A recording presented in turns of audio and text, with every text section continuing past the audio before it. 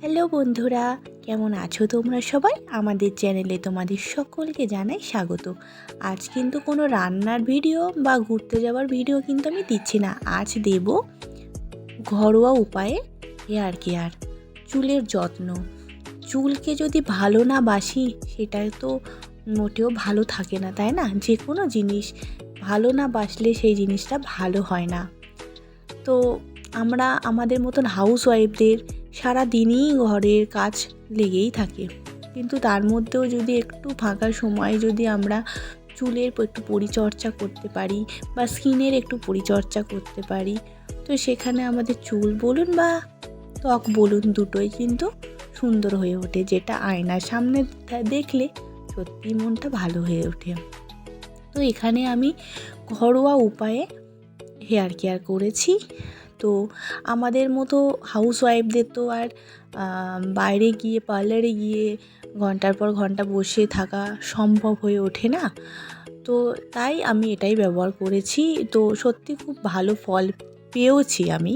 এর আগে আমি অনেকবার ইউজ করেছি, তো মনে হলো যে তোমাদের সাথে আমি এটা শেয়ার করি যাতে তোমাদেরও একটু হলেও সুবিধা হয়। তো এখানে বন্ধুরা আমি 2 চামচ মেথি নিয়েছি। তো আমার চুল অনুযায়ী কিন্তু আমি মেথিটা এখানে নিয়েছি। তো আপনাদের চুল যদি লম্বা হয়, যেহেতু আমার চুলটা খুব একটা লম্বা না, তো আপনাদের চুল যেহেতু খুব লম্বা হয় তাহলে আপনারা কিন্তু সেই পরিমাণ মতোই মেথি নেবেন। এবং এই মেথিটা কিন্তু আমি হোল নাইট ভিজিয়ে রেখেছিলাম।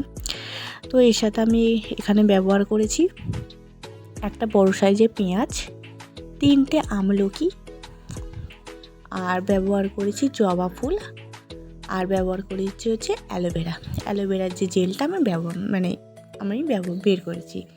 তো এবারে আমি কিন্তু সমস্তটাই দিয়ে কিন্তু আমি পেস্ট করে নেব।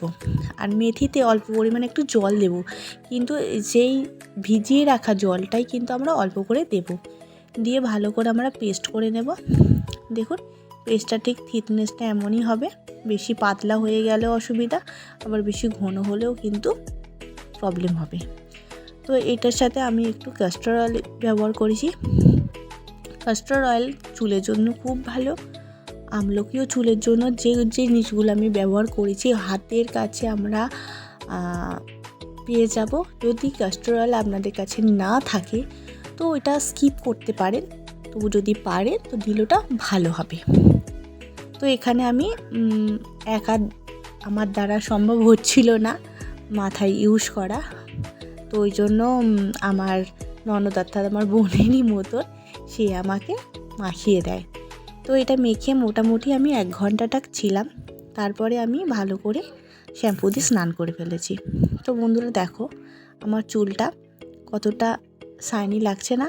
এবং সত্যি ভীষণ অ্যালোভেরার জন্য চুলটা এত ভালো নরম থাকে না বন্ধুরা, ভীষণ ভালো লাগবে। নিজের ব্যবহার যতক্ষণ না করবেন তত সত্যি বোঝা যাবে না যে সত্যি চুলটা হাত দিলেও ভালো লাগে যে না সত্যি চুলটা ভালো। তো যদি এটা তোমাদের ভালো লেগে থাকে তো অবশ্যই তোমরা ব্যবহার করো। মাসে অন্তত 2 বার ব্যবহার করো, তাহলে খুব ভালো হবে।